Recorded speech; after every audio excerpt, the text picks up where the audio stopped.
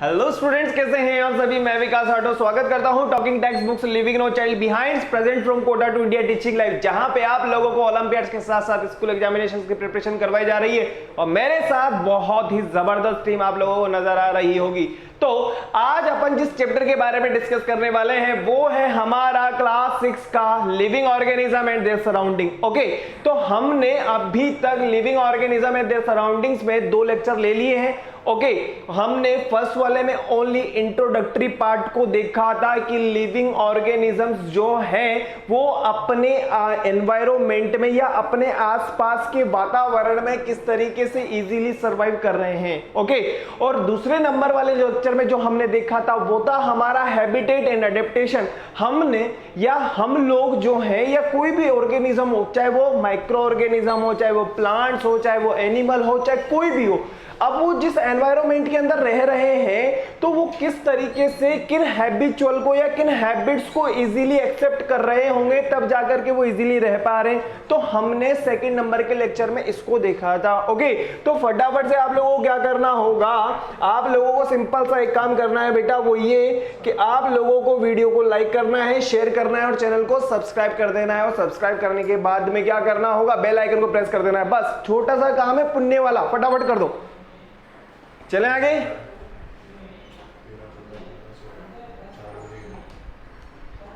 चलिए आगे बढ़ते हैं। मुझे पूरा विश्वास है आप लोगों के ऊपर कि आपने वीडियो को लाइक कर दिया होगा, शेयर भी कर दिया होगा और सबसे इंपॉर्टेंट जो है हमारा वो सब्सक्राइब वाला काम। ओके, चलें आगे बढ़ते हैं। तो आप लोगों के लिए एक बहुत अच्छी चीज वो ये कि आप लोगों को क्या करना होगा, गूगल प्ले पे जाना है। गूगल प्ले पे जाने के बाद आप लोगों को सिंपल सा एक काम करना होगा, वो है टेलीग्राम को डाउनलोड करना है। टेलीग्राम को डाउनलोड करने से फायदा क्या होने वाला है, वो ये कि आप लोगों के लिए यहाँ पे जो सैंपल पेपर्स हैं, स्टडी मटेरियल है और जो डीपीपी वगैरह हैं, आप इजीली उनको एक्सेस कर सकते हो। और भी इसके अलावा एक्सपेक्टेड क्वेश्चंस हैं, बहुत कुछ यहाँ पे आपको इजीली अवेलेबल हो जाएगा जो एज अ सैंपल आप लोगों को प्रोवाइड किया जा रहा है हमारी तरफ से।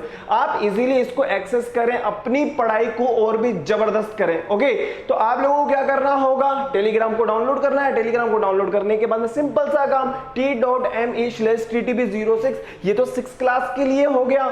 7th क्लास के लिए अलग है, वहां पे आपको 7th क्लास की रिलेटेड 7th क्लास से जो रिलेशन में है वो सारे के सारे स्टडी मटेरियल आपको वहां मिल जाएगा। 8th का अलग है, 9th का अलग है, 10th का अलग है। फटाफट से देखो,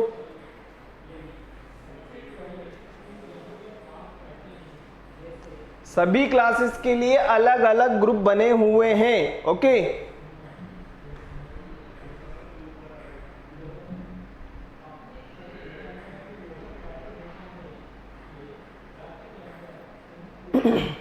तो हमारा जो 6th क्लास का ग्रुप है वो क्या होगा बेटा, t.me/ttb06। चले आगे, क्लियर है। तो आप लोगों को और क्या करना है, आप लोगों को बहुत जबरदस्त तैयारी करनी है। तो आप लोगों को करना सिंपल सा काम है, आप लोगों को सिर्फ और सिर्फ www.talkingtextbooks.in पे जाना होगा। ओके, जैसे ही आप यहाँ पे जाएंगे आपको अपनी क्लास यहाँ पे नजर आ रही होगी। और इस क्लास के अलावा जो जो चीजें आपको मिलने वाली हैं, स्टडी मटेरियल्स की मैं बात कर सकता हूँ, लाइव रिकॉर्डेड क्लासेस की मैं बात कर सकता हूँ, होमवर्क की मैं बात कर सकता हूँ, क्विजेस की अगर मैं बात कर सकता हूँ, पेरियोडिक टेस्ट पेपर्स की मैं बात कर सकता हूँ, एक्सपेक्टेड क्वेश्चंस की मैं बात कर सकता हूँ। इसके अलावा जो हमारा अटैचमेंट आप लोगों के साथ में है और आप लोगों ने हमसे जो सब्सक्रिप्शन लिया हुआ है, आप इजीली हमसे जुड़े हुए हैं और आपकी जो भी क्वेरीज हैं हम उसे समय समय पे सेटिस्फाई भी कर रहे हैं। तो आप लोग जैसे ही यहाँ पे बाय नाउ पे क्लिक करोगे तो आप 2nd नंबर के पेज पे आ चुके होंगे बेटा, और आपको यहाँ मिलने वाला है 30% डिस्काउंट।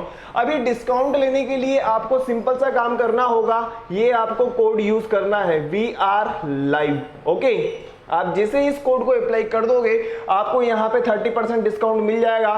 तो 9000 में 2700 डिडक्ट हो जाएंगे, तो जो पेबल अमाउंट है वो कितना है, 6300 ओनली। और जैसे ही आप बाय पैकेज पे क्लिक करोगे आप 3rd नंबर वाली विंडो पे आ चुके होंगे। जो आपकी सुविधा अनुसार जैसा आपको सही लगे उस पेमेंट वे से आप अपना पेमेंट कर सकते हो। फिर भी अगर कोई समस्या रह जाती है कि नहीं सर मुझे प्रॉब्लम आ रही है, तो उस समस्या का समाधान कहाँ मिलेगा आपको, यहाँ यहाँ पे आपको सिंपल सा काम क्या करना है, 9549041111 पे कॉल करना है और आपकी जो भी समस्या है उस समस्या का समाधान प्राप्त कर लेना है। ओके, फटाफट से देखो फिर आगे बढ़ेंगे अपन।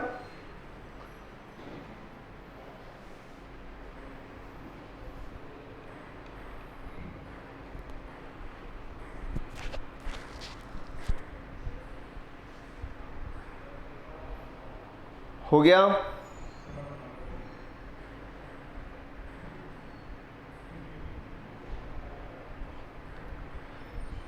स्टडी मटेरियल है, लाइव रिकॉर्डेड क्लासेस हो जाएंगी, क्विजेस वगैरह हैं। क्विजेस के अलावा मैं बात कर सकता हूँ होमवर्क जो आपको मिलेगा डेली और आपको ये होमवर्क सबमिट भी करना होगा। इसके अलावा मैं पेरियोडिक टेस्ट पेपर्स की बात कर सकता हूँ, इस एक्सपेक्टेड क्वेश्चंस की मैं बात कर सकता हूँ। नेक्स्ट जो आज हम देखने वाले हैं वो है हमारा रिवीजन, लेकिन रिवीजन से पहले आप लोगों को क्या करना होगा वो है हमारा cardinal promise. I promise to listen to the complete lecture and make proper notes of it so that I can become a smart student. फटाफट से इस काम को कर लीजिए, फिर आगे बढ़ेंगे अपन। ओके, बहुत अच्छी तरीके से अपन रिवीजन करने वाले हैं अपन आज। आई प्रॉमिस हो गया? I promise, I promise, I promise, I promise to listen to the complete lecture and make proper notes of it so that I can become a smart student. हो गया?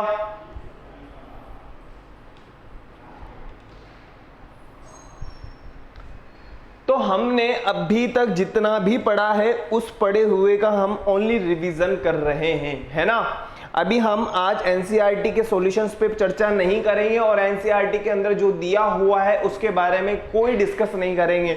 अभी तक जो पढ़ लिया है उसको हम एक सरसरी निगाहों से देखना चाहते हैं कि इस चैप्टर में हमारे लिए क्या है और हमें किन किन के ऊपर बहुत ज्यादा ध्यान देना है। ओके, तो ये living organism and their surroundings है। इंट्रोडक्शन की अगर मैं बात करूं, different region in the world have various types of living organism, even the opening of volcano, मतलब जो वेल्केनोज होते हैं, जो हम ये कह सकते हैं कि यार हिंदी में जाने क्या कहा जाता है उसको, मेरे दिमाग से नाम स्लिप हो रहा है।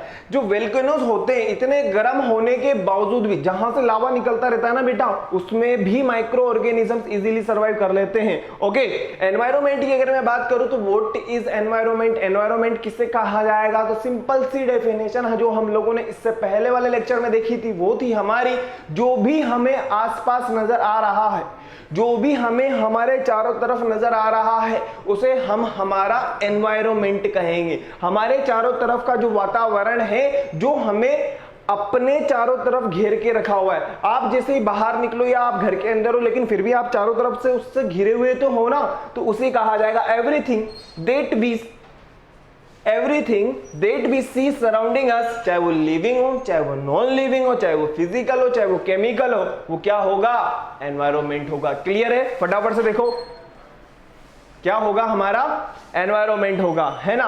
और मैंने आप लोगों को कुछ चीजें और बताई थी, वो था हमारा बायोटिक एंड एबायोटिक कंपोनेंट्स के बारे में। ओके, बायोटिक कंपोनेंट्स की अगर मैं बात कहूं, बायोटिक कंपोनेंट्स के बारे में अगर मैं बात कहूं तो सिंपल सी बात है, जो लिविंग कंपोनेंट्स हैं, ओके, जो लिविंग कंपोनेंट्स हैं उन्हें हम किस में काउंट करेंगे, उसे हम काउंट करेंगे किसमें, बायोटिक कंपोनेंट्स में। अब हमारे पास में जो दो चीजें यहां पे नजर आ रही हैं, एक है फ्लोरा और दूसरा है फौना।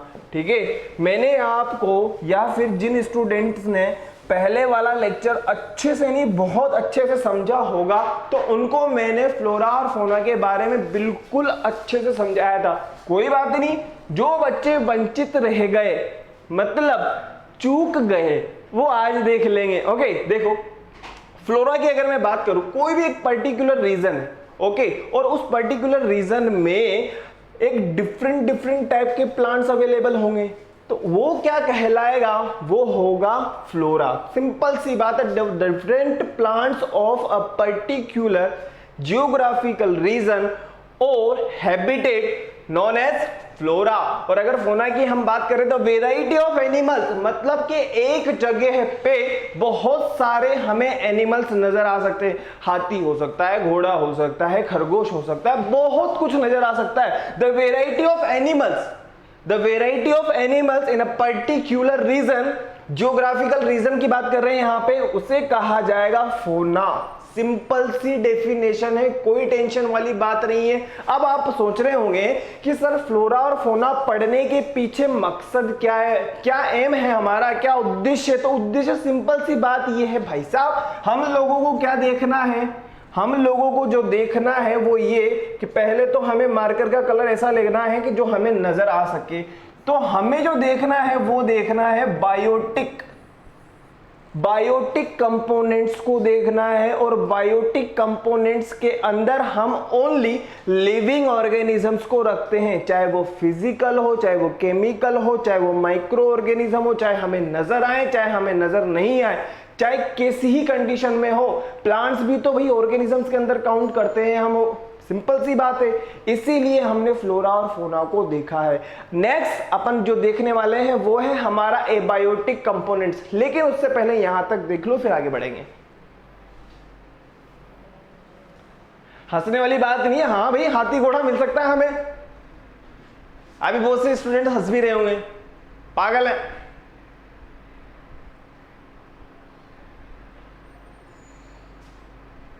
चले आगे। बहुत सिंपल डेफिनेशन है, बहुत ही सिंपल लैंग्वेज है, इससे सिंपल लैंग्वेज नहीं मिल सकती बायोटिक और एबायोटिक कंपोनेंट्स के बारे में। चलें आगे।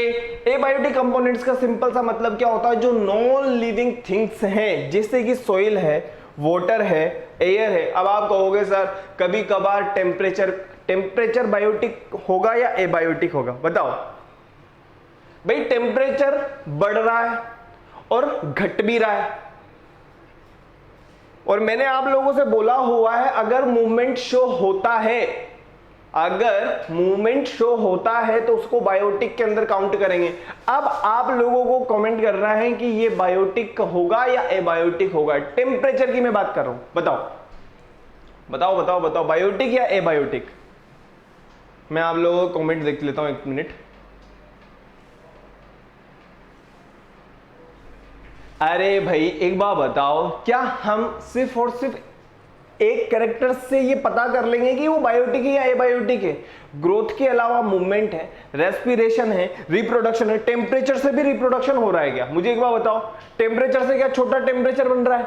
ऐसा थोड़ी ना होता है। टेम्परेचर भी किस में काउंट करेंगे हम? एबायोटिक के अंदर काउंट करेंगे। तो एबायोटिक जो कंपोनेंट्स होते हैं वो क्या होंगे बेटा? नॉन लिविंग थिंग्स होगी, जैसे कि एग्जांपल है हमारे पास में सोइल, वाटर, एयर। फटाफट से लिख लो इस चीज को, फिर आगे बढ़ेंगे अपन फटाफट।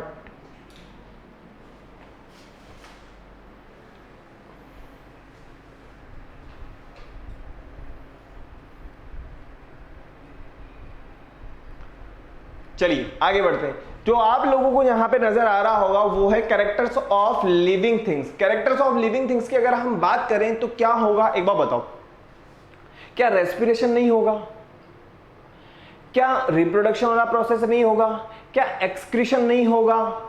क्या हम ये देख सकते हैं क्या मूवमेंट नहीं होगा, ग्रोथ नहीं होगी, और भी बहुत कुछ है भाई। रेस्पॉन्स टू स्टिमुलस, मतलब सिंपल सी बात यह है बेटा कि कोई भी लिविंग ऑर्गेनिजम्स हो, उन ऑर्गेनिजम्स के अंदर जो लिविंग ऑर्गेनिजम्स हैं उनके अंदर ये सभी कैरेक्टरिस्टिक्स हमें देखने को मिलेंगे ही मिलेंगे। सिंपल सी बात। फटाफट से फिर आगे बढ़ते हैं। अपन ने पहले भी देखा था, जो फर्स्ट नंबर पे हमें नजर आ रहा है वो है नीड फॉर फूड। क्या? Need for food. अब सिंपल सी बात, आपको क्या चाहिए? एनर्जी चाहिए। और एनर्जी कहां से, किस चीज से मिलेगी हम लोगों को? बताइए मुझे। हम जो फूड खा रहे हैं उस फूड से हमें क्या मिल रही है? एनर्जी मिल रही है। और उस एनर्जी का यूटिलाइजेशन हम हमारे सभी एक्टिविटीज के अंदर कर रहे हैं, चाहे आप चल रहे हो, चाहे आप दौड़ रहे हो, चाहे आप बैठे हो, चाहे आप पढ़ रहे हो, चाहे आप कुछ भी कर रहे हो। आपको किस चीज की जरूरत है बेटा? सिंपल सी बात, हमें एनर्जी की जरूरत है। और वो एनर्जी हमें किससे मिलेगी? हमारे फूड से मिलेगी। फटाफट से देखो फिर आगे बढ़ते हैं। We require energy for walking, birds require energy for flying. चाहे हम रेस्टिंग पोजीशन में हो तो भी हमें क्या जरूरत है? एनर्जी की नीड रहेगी। ओके। और food is the source of energy. चाहे वो हम किसी भी टाइप का फूड ले रहे हो, लेकिन उस फूड से हमें क्या मिल रही है? एनर्जी मिल रही है। क्या मिल रही है बेटा? एनर्जी मिल रही है। क्लियर है? नीड फॉर फूड क्लियर हो जाना चाहिए।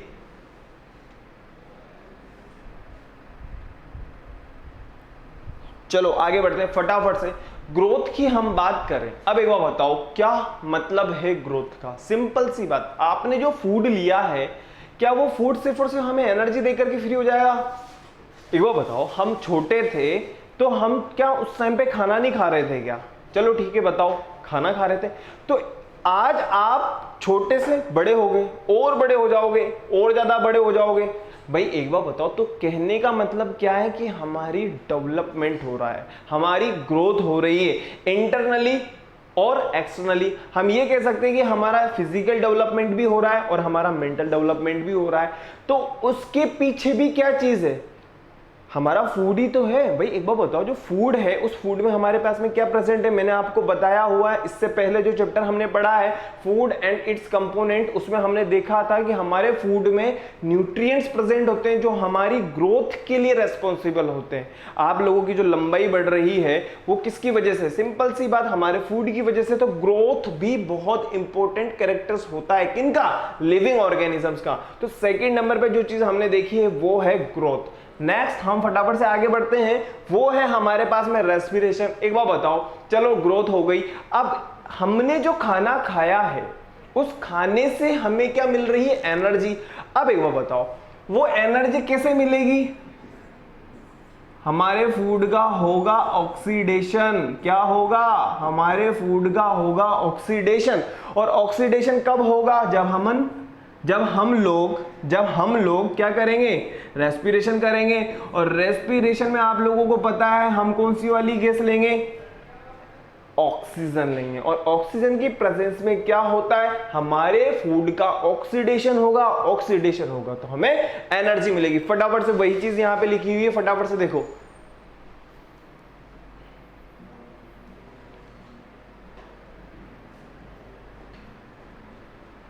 All living organisms need to respire.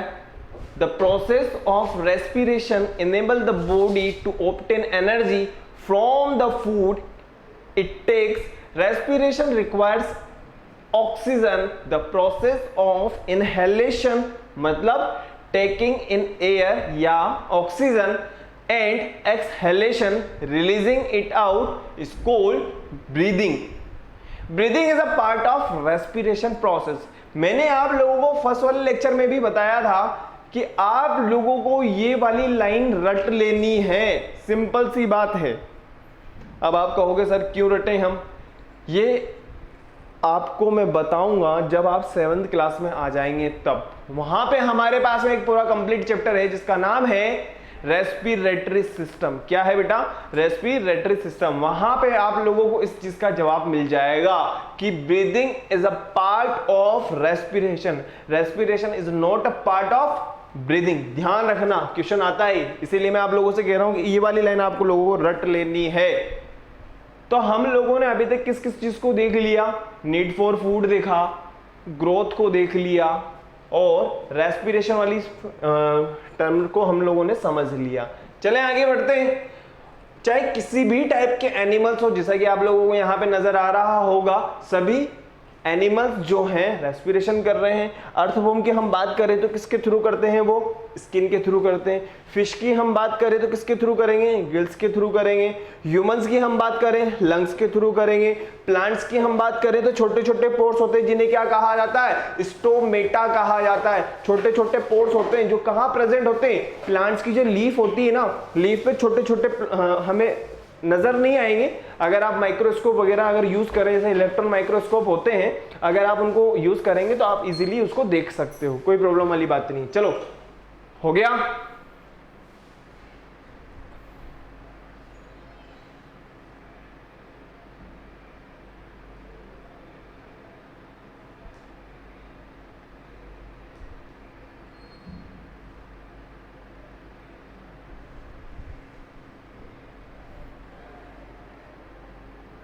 Plants exchange gases with the help of stomata. Clear है? चलें आगे बढ़ते हैं फटाफट से। रेस्पॉन्स टू स्टिमुलस, मैंने आप लोगों को पहले भी बताया था कि जब हमारे पैर में कोई कांटा वगैरह लग जाता है, या फिर मैं ये कहूं कि जैसे हमारा हाथ किसी गर्म चीज को छू लेता है, तो हम क्या करते हैं, उस एक्शन का रिएक्शन करते हैं। या फिर लेटेस्ट एग्जांपल हम लोग देखते हैं, जैसे कि अगर आपके मोबाइल की रिंग वगैरह, अगर बेल वगैरह बजती है, तो हम क्या करते हैं, उसको रेस्पॉन्स देते हैं, हाँ भैया क्या काम है, बोलते ही हैं हम लोग। तो हम क्या कर रहे हैं, रेस्पॉन्स दे रहे हैं। तो कहने का मतलब ये है कि लिविंग ऑर्गेनिज्म का सबसे इंपॉर्टेंट जो कैरेक्टरिस्टिक्स होते हैं वो क्या है, उसमें एक कौन सी चीज है, रेस्पॉन्स टू स्टिमुलस। नेक्स्ट हम बात करें, चाहे वो प्लांट्स हो, प्लांट्स भी कर रहे हैं। एक बार बताओ, प्लांट्स की काम की चीज क्या है, CO2, और हमारे काम की चीज क्या है, ऑक्सीजन। तो वो भी तो एक तरीके से क्या कर रहे हैं, सिंपल सी बात। और अगर हम बात करें टच मी नॉट प्लांट, आप लोगों ने देखा होगा, जिसे हम छूते हैं उसको वो श्रिंक हो जाती है, मतलब उसकी जो पत्तियां होती है, जो लीफ होती है, वो क्या हो जाती है, सिकुड़ जाती है। तो वो भी क्या कर रहे हैं, रेस्पॉन्स टू स्टिमुलस कर रहे हैं। नेक्स्ट हम बात करें एक्सक्रीशन। अब आपने जो खाना खाया है, उस खाने से आपकी ग्रोथ हो गई, ओके, आपको एनर्जी मिल गई, बहुत अच्छी बात है। आपने रेस्पिरेशन भी कर लिया, बहुत अच्छी बात है। लेकिन अब आपका फूड जो है वो अनडाइजेस्टेड वाली कंडीशन में आ चुका है, उसका फर्दर कोई डाइजेशन नहीं हो रहा। कहने का मतलब ये है कि अब हमें उससे कोई एनर्जी नहीं मिल रही, वो हमारे लिए एज ए वेस्ट प्रोडक्ट हो गया। तो हमें क्या करना पड़ेगा, हमारी बॉडी से बाहर निकालना पड़ेगा। वही जो प्रोसेस है उसे कहा जाएगा एक्सक्रीशन। क्या कहा जाएगा, एक्सक्रीशन। फटाफट से देखो,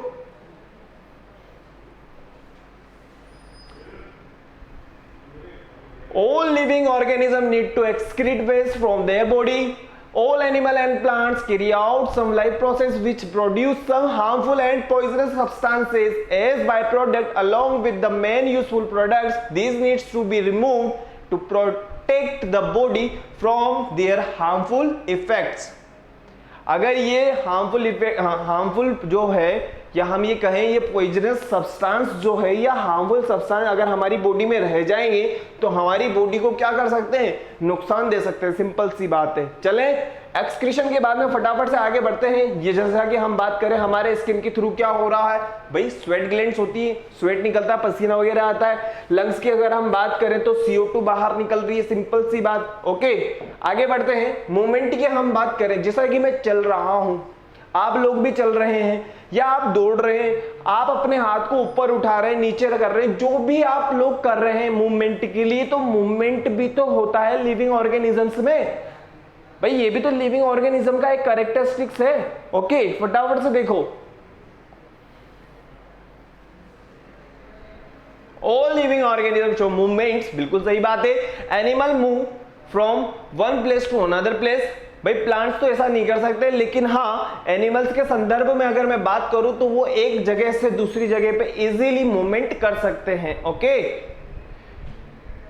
लेकिन अगर हम प्लांट्स के लिए बात करेंगे, प्लांट्स किस तरीके से, अरे भाई एक बार बताओ, छोटा सा पेड़, अब वो छोटा सा पेड़ और बड़ा हो गया, और बड़ा होने के बाद तो ग्रोथ भी हो रही है और मूवमेंट भी तो नजर आ रहा है ना, मूवमेंट ही तो है एक तरीके से। अब ऐसे थोड़ी ना कि यार आज पीपल का पेड़ मैंने यहां देखा, कल वो शर्मा जी के सामने चला जाएगा, परसों के दिन, ऐसा नहीं है।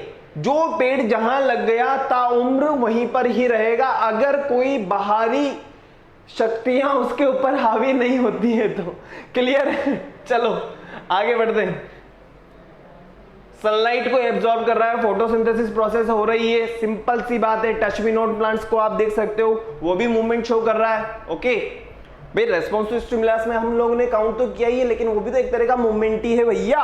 चले आगे, रिप्रोडक्शन की अगर हम बात करें तो सबसे इंपॉर्टेंट ये वाला पार्ट भी है। एक बार बताओ, the birth of a baby is the movement of celebration universally. Birds की अगर हम बात करें तो बर्ड्स क्या करते हैं, एग वगैरह देते हैं, जैसा कि आप लोगों को पता है। These eggs hatch into tiny babies birds, बिल्कुल सही बात है, छोटे छोटे बेबीज हो जाते हैं उसमें से। ओके अगर हम जैसे कि बात करें प्लांट्स वगैरह में, तो प्लांट्स का जो फ्लावर वाला जो पार्ट होता है, इसमें क्या आते हैं, सीड्स वगैरह रहते हैं। उन सीड्स को हम कहीं पे भी, जहां पे भी सोइल वगैरह होती है, वहां पे डाल देते हैं और वहां से हमें नया प्लांट देखने को मिल जाता है। तो वो भी तो एक कैसा प्रोसेस है, रिप्रोडक्शन वाला ही तो प्रोसेस है। नेक्स्ट हम बात करें एनिमल्स के अंदर, तो कई एनिमल्स क्या करते हैं, अपने ही जैसे छोटे बेबी को प्रोड्यूस करते हैं। तो वो कौन सी प्रोसेस हो रही है, रिप्रोडक्शन वाली प्रोसेस हो रही है। ओके फटाफट से देखो, फिर आगे बढ़ेंगे अपन। चलें आगे। आज हम ओनली रिवीजन वाला पार्ट देख रहे हैं। तो मैंने आप लोगों को कुछ क्वेश्चंस दिए थे, जैसा कि अभी तक हम लोगों ने देखा है कि लिविंग ऑर्गेनिजम्स में कुछ कैरेक्टरिस्टिक्स होने चाहिए, सिंपल सी बात है। तो उन कैरेक्टरिस्टिक्स के आधार पर अगर हम इन क्वेश्चंस को सोल्व करें, तो आप लोगों को फर्स्ट नंबर का क्वेश्चन नजर आ रहा होगा, the plants in given figure respond to. ये प्लांट है भैया, ऊपर से यहाँ पे सूर्य भगवान आ रहे हैं, लेकिन हमने क्या करा, इसको इधर से कर दिया। तो ये क्या शो कर रहा है बताओ, जिधर सनलाइट आ रही है ना, उधर जा रहा है। तो किसको शो कर रहा है बताओ, टच को, सनलाइट को, ग्रेविटी को, या फिर वाटर को? अरे भाई सिंपल सी बात है, किसको शो कर रहा है बेटा, बताओ बताओ बताओ। सनलाइट को शो कर रहा है ना, जिधर सनलाइट होगी उस तरफ रेस्पॉन्स कर रहा है, और क्या। नेक्स्ट अपन बात करें, कोई श्रेया करके लड़की होगी, उसने क्या करा, गलती से किसी गर्म चीज को पकड़ लिया, और पकड़ने के बाद में अब वो जो काम करेगी या जो उसकी बॉडी का एक्शन होगा, उसे क्या कहा जाएगा, रिप्रोडक्शन, रेस्पॉन्ड टू स्टिमुलस या स्टिमुलाई, ग्रोथ या रेस्पिरेशन। एक बार बताओ, कोई गर्म चीज पकड़ ली, अब उस गर्म चीज को पकड़ने के बाद में सांस थोड़ी ना, सांस ही एकदम से छोड़ देगी, समझ रहे हो मेरे कहने का मतलब, क्या करेगी, एकदम से छोड़ देगी। और इस वाली प्रोसेस को क्या कहा जाता है, रेस्पॉन्स टू स्टिमुलस। ऐसा थोड़ी ना है, उस गर्म वाली केटली को पकड़ के क्या करती रहेगी, सांस लेती रहेगी। ओके चलें आगे, मुझे नहीं लगता दोनों क्वेश्चन में कोई प्रॉब्लम आएगी। चलो थर्ड क्वेश्चन में आते हैं फटाफट से। What does the figure given below is present, बताओ बताओ। ये आदमी है, ये पेड़ है, ये गाय माता है, ये सूरज भगवान है, और पेड़ क्या कर रहे हैं, जो कार्बन डाइऑक्साइड ये रिलीज कर रहा है वो पेड़ पौधे ले रहे हैं, और जो गैसेस ये रिलीज कर रहे हैं उसको इंसान ले रहा है, और यहां से जो भी प्रोडक्ट बन रहा है उसको गाय माता खा रही है। तो बताओ क्या चीज यहां पे बताई जा रही है, interdependence between plants, interdependent between plants and animal, interdependence between animal और between biotic या abiotic factor। बताओ बताओ बताओ बताओ क्या होगा।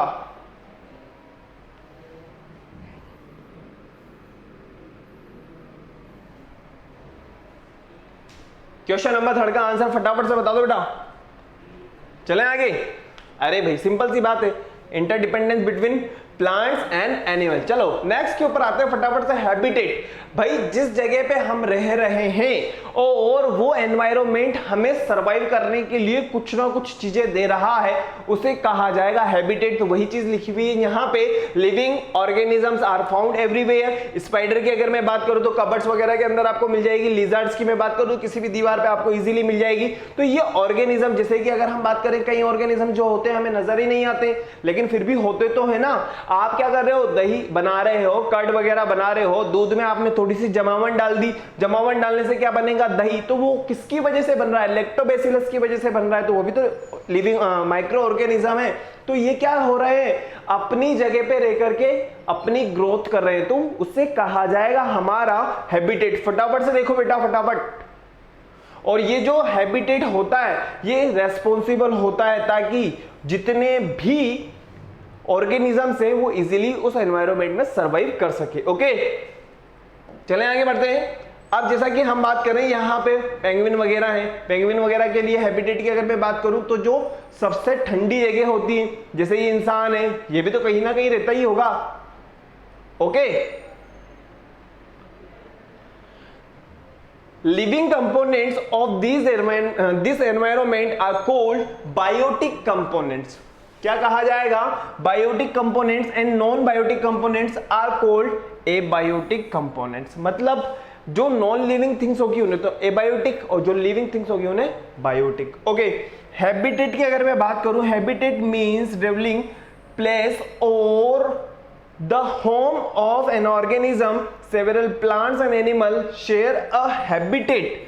आप लोगों को पता होगा पेड़ के ऊपर जो घोंसला वगैरह बन जाता है बर्ड्स वगैरह का, तो वो भी तो उसको एक तरीके से स्पेस दे रहा है, तो उसका जो हैबिटेट है वो प्लांट हो जाएगा, सिंपल सी बात। ओके, और आप लोगों को बहुत अच्छी तरीके से पता है, they live together in delicately maintain balance among themselves, ताकि एक दूसरे का बैलेंस बना रहे। Okay,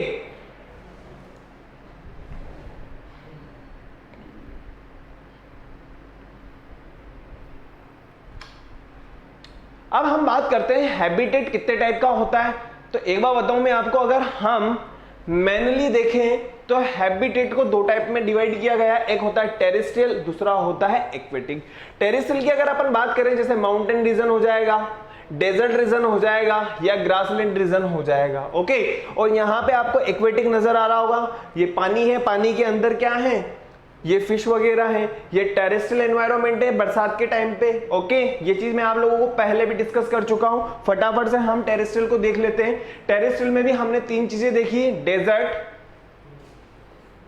mountain and grassland. Desert की अगर मैं बात करूं, ऐसा मतलब हैबिटेट या ऐसी जगह जहां पे डे टाइम में तो बहुत गर्म रहता हो और नाइट के टाइम पे बहुत ज्यादा ठंडा रहता हो, जहां पे बरसात कम होती हो, मतलब रेनफॉल कम होता हो, और वहां पे जब रेनफॉल कम होगी, एक बार बताओ मुझे, जहां पे बरसात ही नहीं हो रही है, यार सिंपल सी बात है ना, जहां पे बरसात नहीं हो रही है तो क्या वहां पे हमें प्लांट्स वगैरह नजर आएंगे, क्या वहां पे एनिमल वगैरह नजर आएगा, नहीं आएगा, उसे कहा जाएगा डेजर्ट हैबिटेट। नेक्स्ट हम बात करें माउंटेन की, तो माउंटेन के अंदर हम किसको काउंट करेंगे, अरे भाई पहाड़ वगैरह, और यहाँ का जो एनवायरनमेंट होगा कैसा होगा, स्नो वगैरह वाला माहौल होगा। और आप लोगों को पता है कि बरसात के टाइम पे, या हम ये कह सकते हैं कि विंटर सीजन में यहाँ पे स्नोफॉल भी आपको इजिली देखने को मिल सकता है। नेक्स्ट और लास्ट हमारे पास में वो है ग्रासलैंड। एक बार बताओ, मतलब जहां पे घास वगैरह ज्यादा होगी तो वहां पे आपको एनिमल्स भी ज्यादा देखने को, गाय वगैरह हैं, रैबिट वगैरह हैं, डियर वगैरह हैं, तो वहां पे उनको क्या है, वो इजीली सरवाइव कर पा रहे हैं, सिंपल सी बात है। फटाफट से देख लो, आगे बढ़ेंगे फिर।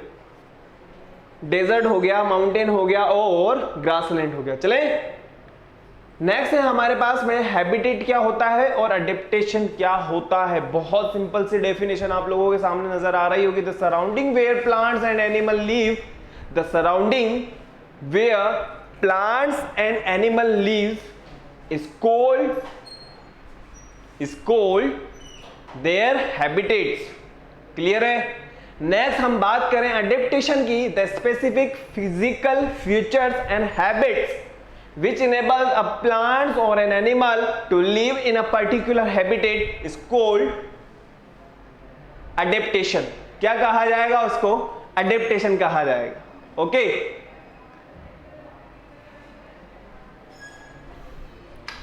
चलिए आगे बढ़ते हैं। हैबिटेट के बारे में मैं आप लोगों को फटाफट से एक बार और जानकारी दे देता हूं, वो ये कि जिस हैबिटेट में या जिस जगह पे या जिस प्लेस पे वो रह रहे हैं, तो उस हैबिटेट की जिम्मेदारी बनती है कि वो ऑर्गेनिजम्स को क्या क्या चीज प्रोवाइड करवाएगा, food, shelter and favourable climatic condition. अगर ज्यादा गर्मी हो जाएगी तो भी समस्या है, और ज्यादा सर्दी हो जाएगी तो भी समस्या, ब्लड वगैरह फ्लो ही नहीं हो पाएगा, आदमी मर जाएगा। ज्यादा गर्मी हो जाएगी तो आदमी जल जाएगा, सिंपल सी बात है। टाइप्स ऑफ हैबिटेट की अगर अपन बात करें, मैं आपको पहले भी बता चुका हूं, टेरेस्ट्रियल हो जाएगा, एक्वेटिक हो जाएगा और एरियल हो जाएगा। टेरेस्ट्रियल में हम लोग बात कर सकते हैं फॉरेस्ट की, भाई जंगल वगैरह जो आते हैं वो टेरेस्ट्रियल के अंदर ही तो काउंट करते हैं ना अपन लोग। ग्रासलैंड की अपन बात कर सकते हैं, या फिर मैं बात करूं डेजर्ट की मैं बात कर सकता हूं, माउंटेन वगैरह की अपन बात कर सकते हैं। तो ये सभी के सभी किसके अंदर काउंट करेंगे, हम लोग टेरेस्ट्रियल के अंदर काउंट करेंगे।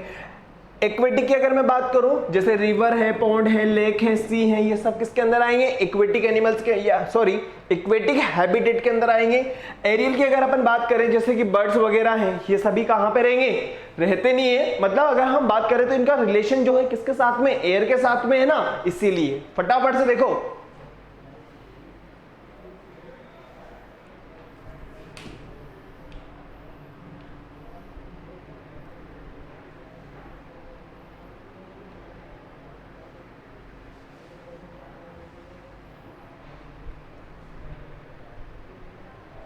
ये था हमारा टेरेस्ट्रियल हैबिटेट। और टेरेस्ट्रियल हैबिटेट को अभी हमने वापस से देखा है बेटा, ध्यान रखना थोड़ा सा, ये वापस से हम टेरेस्ट्रियल को देख रहे हैं तो फॉरेस्ट भी है, ग्रासलैंड भी है, डेजर्ट भी है, माउंटेन भी है। तो हम लोगों ने वहां पे क्या नहीं देखा, ओनली फॉरेस्ट नहीं देखा है ना। बाकी देखो हम इसकी बात करें, ग्रासलैंड हम देख चुके हैं, माउंटेन हम देख चुके हैं और डेजर्ट भी हम देख चुके हैं, है ना। क्लियर है, ओनली फॉरेस्ट वाला पार्ट नहीं देखा, नो प्रॉब्लम, अपन बाद में देख लेंगे, है ना।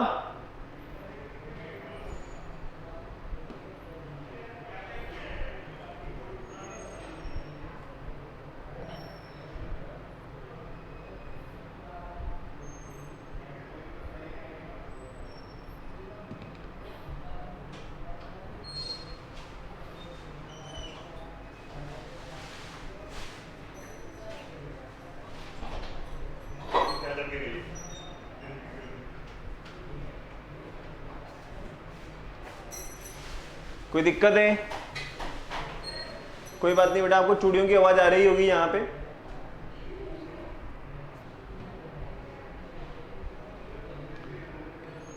एक्चुअली क्या है कि बाहर से ये आवाज आ रही है ना, नो प्रॉब्लम। चले आगे। ये हमारे कंप्यूटर वाले भैया हैं जो ये काम करते रहते हैं, इन्होंने क्या है वो पेन रखे हैं कड़े वगैरह, इस वजह से आवाज आती रहती है। चले आगे, चलो फटाफट से जो हमारे पास में चीज आती है वो एक मिनट हम इस बार स्किप कर गए इसको। तो देखो टेरेस्ट्रियल की अगर अपन बात करें, टेरेस्ट्रियल एनवायरनमेंट की अगर हम बात करें तो आप लोगों को पता है मैन वगैरह है। जैसा कि हम लोगों की बात करें, टाइगर की मैं बात करूं, ये फॉरेस्ट से रिलेशन बता दिया इन्होंने। ट्री की मैं बात करूं तो ट्री हमें यहाँ पे भी मिल जाएंगे और जंगलों में भी देखने को मिल जाएंगे। तो ये जो चीज है ये किससे रिलेटेड है?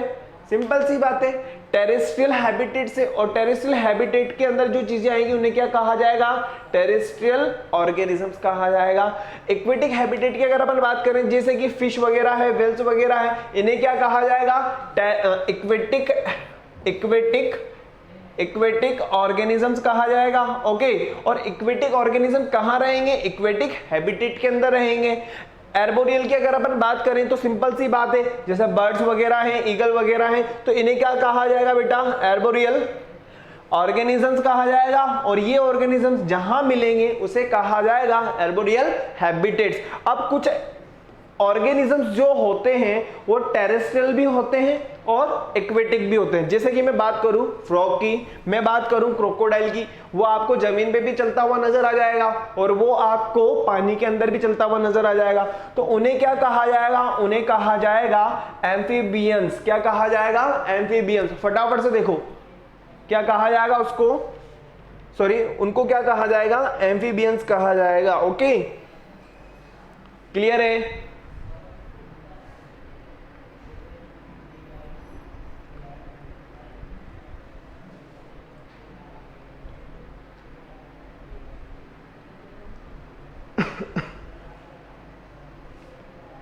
चलें आगे, क्लियर है? चलिए आगे बढ़ते हैं। केमल की अगर हम बात करें तो केमल के अंदर ऐसे कौन कौन से कैरेक्टरिस्टिक्स होते हैं जिनकी वजह से वो डेजर्ट हैबिटेट के अंदर इजीली सरवाइव कर लेता होगा। भाई इतनी, जैसा हम लोगों ने डेजर्ट रीजन को अभी स्टडी किया, तो डेजर्ट रीजन की अगर हम बात करें या डेजर्ट हैबिटेट की अगर मैं बात करूं तो आप लोगों को पता चल गया होगा कि बहुत ज्यादा गर्मी होती होगी यार, है ना। या हम ये कह सके कि यार गर्मी के साथ साथ में इतना गर्म एनवायरनमेंट कि मतलब पैर भी नहीं रख सकते अपन। अगर गलती से आप बिना हम ये कह सकें कि मतलब बिना चप्पल के आप दौड़ जाओ या बिना जूतों के आप दौड़ जाओ तो आपको मतलब हो सकता है कि आपको होना है आपके पैर वगैरह जल जाए, लेकिन फिर भी जो कैमल होता है वो इजीली सर्वाइव कर पाता है। तो कहने का मतलब ये है कि कुछ ना कुछ ऐसे कैरेक्टरिस्टिक्स होंगे। सबसे इंपॉर्टेंट एक तो उसके जो पैर होते हैं वो कैसे होते हैं? स्पॉन्जी होते हैं, जिसकी वजह से वो इजीली उसमें चल पाता है। क्लियर है? नेक्स्ट हम बात करें स्वेट ग्लैंड्स की, उसकी स्वेट होता ही नहीं है, आता ही नहीं है, जिसकी वजह से पानी का लॉस होता ही नहीं, उसको वाटर लॉस होता ही नहीं है। तो जिसकी वजह से क्या होगा? वाटर को अपनी बॉडी में स्टोर करके रख सकता है। नेक्स्ट, काफी टाइम तक बिना पानी के रह सकता है। मैं ये नहीं कह रहा कि बिना पानी के रह लेगा भैया, नहीं, बिना पानी के काफी टाइम तक रह सकता है, जब तक वो किसी दूसरे डेस्टिनेशन पे आ चुका होगा, वहां पे उसको इजीली पानी मिल जाएगा। ओके, तो ये सारे के सारे कैरेक्टरिस्टिक्स आपको इजीली नजर आ रहे होंगे, जिनकी कारण या जिनकी वजह से कैमल इजीली डेजर्ट हैबिटेट में रह सकता है। ओके, क्लियर है? आगे देखो।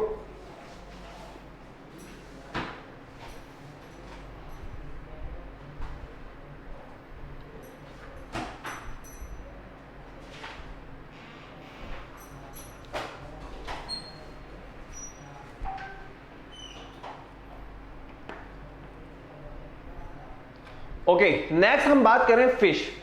आप एक बार बताओ, फिश के बारे में आप लोगों से मैं पूछूं कि फिश किस तरीके से पानी के अंदर इजीली सर्वाइव कर रही है, तो आप कहोगे सर फिश रेस्पिरेशन करती है। और मैंने आप लोगों को बताया है कि फिश रेस्पिरेशन किसके थ्रू करती है। जब हमने कैरेक्टरिस्टिक्स ऑफ लिविंग ऑर्गेनिजम्स पढ़े थे तो मैंने आप लोगों को बताया ना, गिल्स के थ्रू करती है। ओके, अब डायरेक्शन बदलने के लिए, पानी में तैर तो लेगी वो, लेकिन डायरेक्शन बदलने के लिए क्या होगा उनके पास में, टेल वगैरह होती है, ठीक है, उनकी जो पूंछ होती है वो हेल्प करती है किसमें, डायरेक्शन वगैरह चेंज करने में। नेक्स्ट हम बात करें प्रेजेंस ऑफ स्लिपरी स्केल्स, मतलब स्कल्स जो होते हैं उनको क्या करते हैं, मतलब जो शिकारी वगैरह होते हैं, जो शिकारी जो होंगे उनसे वो बचने के लिए उसको यूज करते हैं। नेक्स्ट हम बात करें सबसे इंपॉर्टेंट, वो होता है इनकी जो बॉडी होती है वो कैसी होती है बेटा, स्ट्रीमलाइन बॉडी होती है। फटाफट से देख लो। ओके, जिसकी वजह से वो इजीली एक्वेटिक एनवायरनमेंट में सर्वाइव कर सकती है। क्लियर है?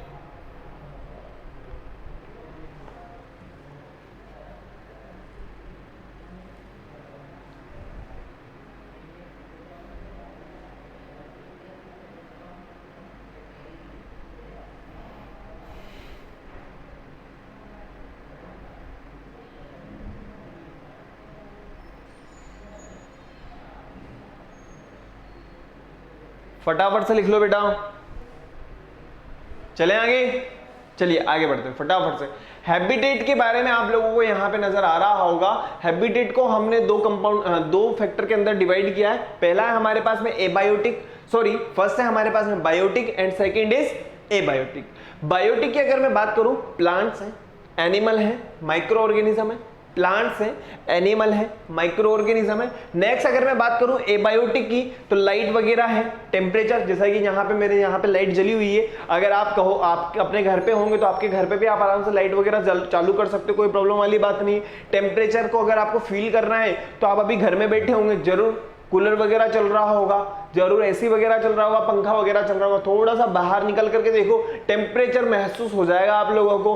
वाटर की मैं बात करूं, फ्रिज खोल करके बोतल निकाल लो, वाटर आप देख सकते हो। सॉइल की मैं बात करूं, सॉइल भी कैसा कंपोनेंट होता है, एबायोटिक। और नेक्स्ट है हमारे पास है एयर भी कैसा कंपोनेंट है, एबायोटिक कंपोनेंट्स है। ओके, बस चलिए आगे बढ़ते हैं। नेक्स्ट है हमारे पास में habitat can be terrestrial and aquatic. कोई दिक्कत वाली बात नहीं, ये हम पहले भी देख चुके हैं। ओके, एक तो टेरेस्ट्रियल हमने देख लिया था और एक हमने एक्वेटिक भी देख लिया था। जो सबसे इंपॉर्टेंट है वो है हमारा ये वाला part. Okay, the plants and animal that live in water are said to be have aquatic habitat. Okay, marine and fresh water region are aquatic habitat. मतलब कि अगर हम बात करें वाटर से रिलेटेड कोई भी चीज, वो किसके अंदर काउंट करेंगे हम, एक्वेटिक हैबिटेट के अंदर काउंट करेंगे। Different habitat have different climatic condition which affect there flora and फोना। चाहे वहां पे एनिमल हो, चाहे वहां पे प्लांट्स वगैरह हो, उनको क्या प्रोवाइड करती है, उनकी फेवरेबल कंडीशंस प्रोवाइड करती हैं। Okay, all habitats have their own unique features which allow different varieties of flora and fauna to live.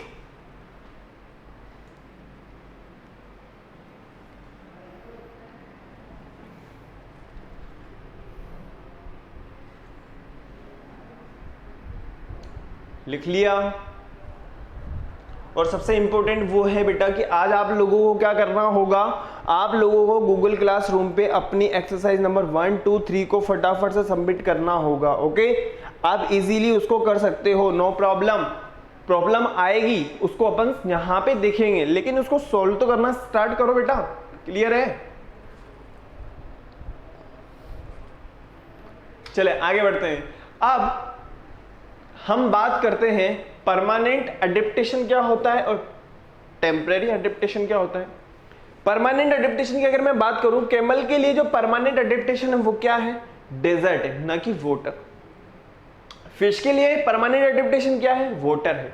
अब मान लो कि क्लाइमेटिक कुछ चेंजेस होते हैं, क्लाइमेटिक कुछ चेंजेस आते हैं, तो उस कंडीशन में क्या होगा? एक बार बताओ मुझे, उस कंडीशन में क्या होगा कि जो लिविंग ऑर्गेनिजम्स हैं कुछ शॉर्ट टाइम के लिए, या हम ये कह सकते हैं short term adaptation is not inherited. मतलब कि ऐसी बात, ऐसा थोड़ी ना है कि जो बर्ड्स होते हैं वो हमेशा पानी में ही रहेंगे, कुछ टाइम के लिए वो पानी में रह करके वापस निकल जाएगा। लेकिन हम ये थोड़ी ना कहेंगे यार वो देख वो बर्ड जो है वो पानी में रह रहा है। नहीं भाई नहीं, बर्ड्स का नहीं होता।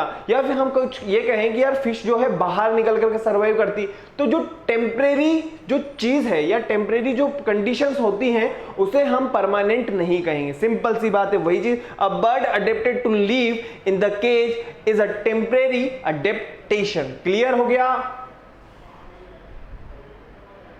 परमानेंट का मतलब जो चीज हमें वहीं पर ही मिले। ओके, तो आप लोगों को क्या करना होगा? आप लोगों को जैसा मैंने बताया है कि आपको गूगल क्लासरूम पे बेटा अपना होमवर्क सबमिट करना है, एक्सरसाइज नंबर 1, 2, 3। आप इजीली उसको कर सकते हो, नो प्रॉब्लम, बहुत इजीली कर सकते हो। इवन मैं आप लोगों को इतना तो बता सकता हूं कि एक्सरसाइज नंबर 1 और एक्सरसाइज नंबर 2 में आपको कोई प्रॉब्लम नहीं आएगी।